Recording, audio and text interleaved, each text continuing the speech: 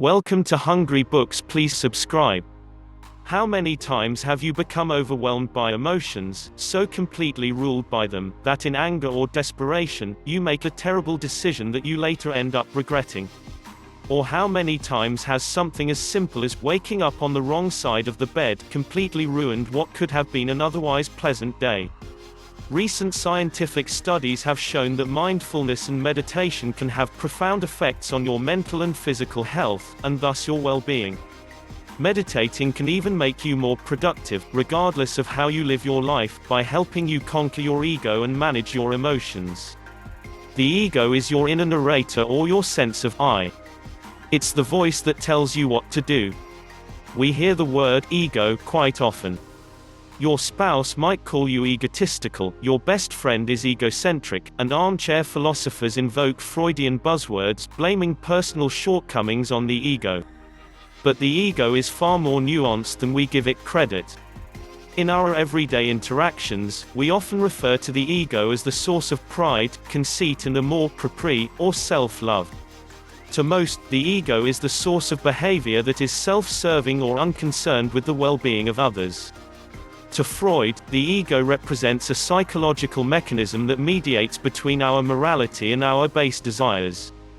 But these definitions of ego still don't get to the heart of the matter. We can talk about deep desire or fiery pride, but we still can't explain what's going on in our heads when we do strange things like open the fridge without actually being hungry. A better way to think of your ego, and certainly one that offers you the most insight into your behavior, is as the voice in your head. Your ego comments on your actions and behavior from the moment you open your eyes in the morning until you drift off to sleep at night, telling you what to do and what not to do. This isn't the kind of voice in your head that is attributed to psychosis. Rather, you can think of it as a voice that manifests through your thoughts. Your ego's ravenous hunger for more can never be satiated. It will always push you further. The ego is never satisfied. It will always want, it will never be content, and it will never be perfectly happy. By design, the ego will always want more than it already has.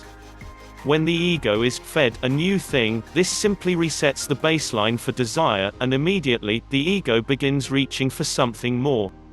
It doesn't matter how many material possessions you have, nor does it matter how much money you've spent acquiring them. Even if you don't need it, you still yearn for the newest sports car or that hot new gadget. The best meals are not satisfying, even when prepared by the best chefs. Soon you'll become hungry and yearn for a meal that is even tastier than the last. In essence, no matter how many times you try to satiate your ego's desires, your ego will only want more. The ego is obsessed with the past and the future, and in its obsession, neglects the present, thus keeping you from fully living in the now. The ego loves especially to dwell in the past and thrives on the drama by keeping old wounds open. It's the reason that you complain to your spouse about a work problem at dinner, and it's what causes you to lament being jilted by your first love at 17, despite being happily married today. Your ego constantly assesses your worth against the appearance, wealth and social status of others, but will always find you failing. No matter how smart, beautiful or wealthy you may be, according to your ego, there's always someone smarter, more beautiful or wealthier.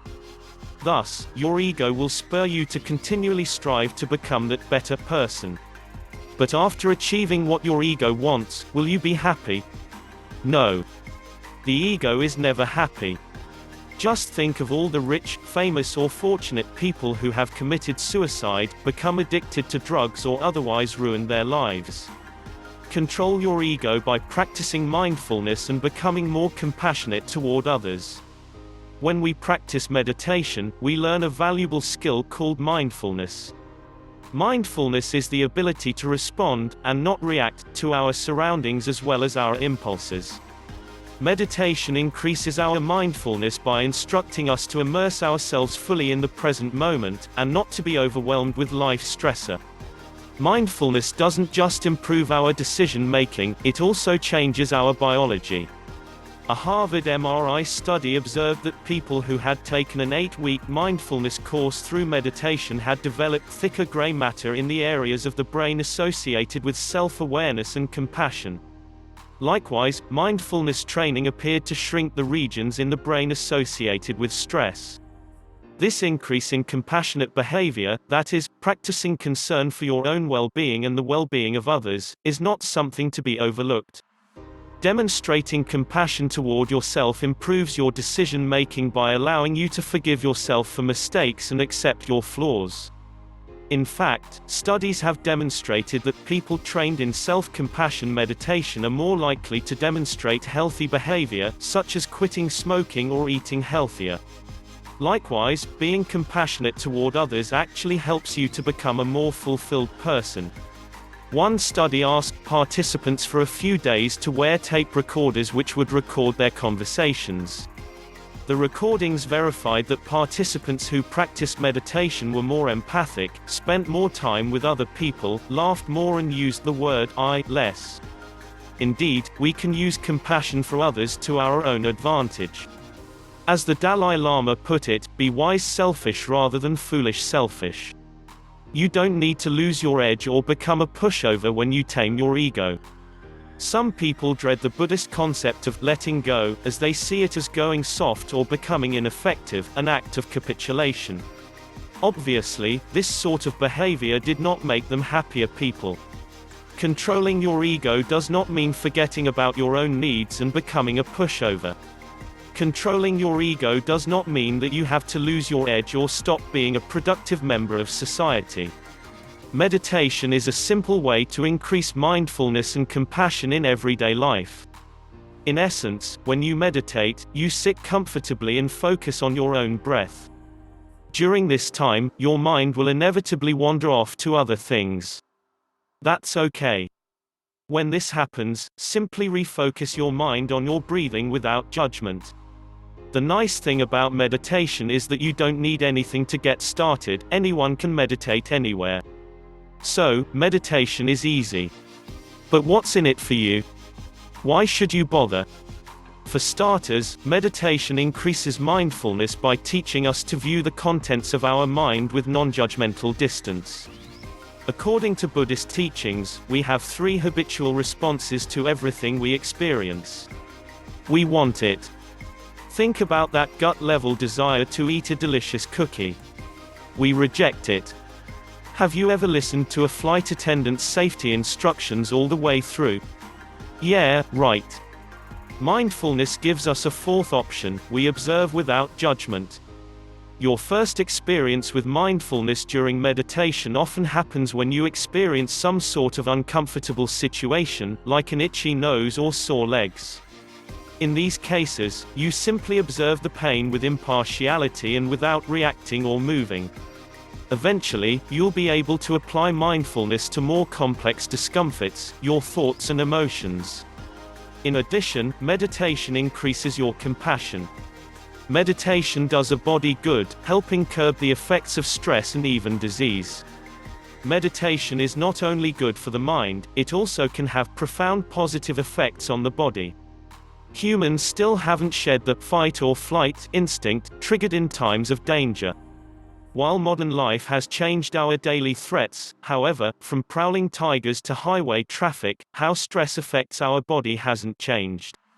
Constant stimulation keeps us in a state of overload, which causes high levels of toxic stress chemicals to accumulate in our blood.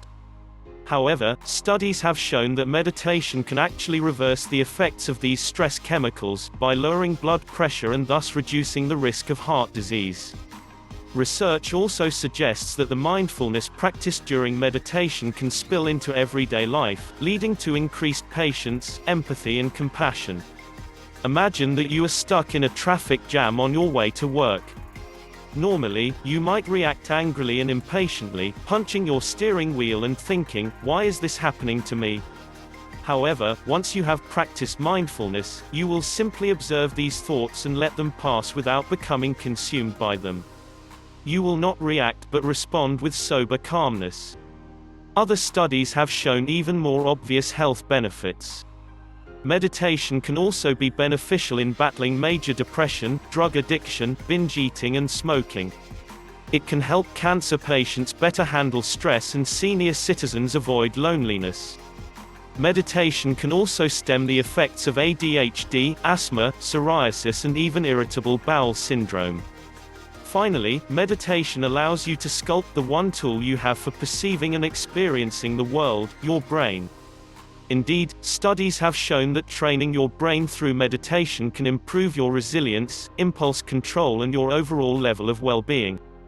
Yet meditation cannot rid your mind of negative thoughts altogether, but it can still help you deal with those thoughts. Accept your negative emotions, then separate yourself from them through non-identification. Meditation, however, is not a cure-all. So what should you do to help stem the influence of negative emotions? Psychotherapist and Buddhist teacher Tara Brach suggests that you simply acknowledge your negative feelings, that is, admit that you're experiencing them, rather than deny them. The Buddhists teach that we should let go, but what they really mean is let it be. Instead of denying ugly characteristics or negative feelings, just let them be without judging yourself for having them. Another Buddhist saying is that the only way out is through. Imagine those negative feelings as an immense wave coming right toward you. The best way not to drown is to dive into the wave, thus causing it to lose its power. Eventually, his refusal to manage his negative emotions in a healthy way led to him having a panic attack on air. There are more proactive ways of dealing with negative emotions. According to Brach's teachings, there are 4 stages of accepting these feelings. 1. You must recognize the emotion. 2. Allow it to exist. 3. Investigate its effects. 4. Separate yourself from it through the practice of non-identification. With these steps you can able to separate yourself from your emotions and conquer your ego. Thank you for watching. Please don't forget to like and subscribe.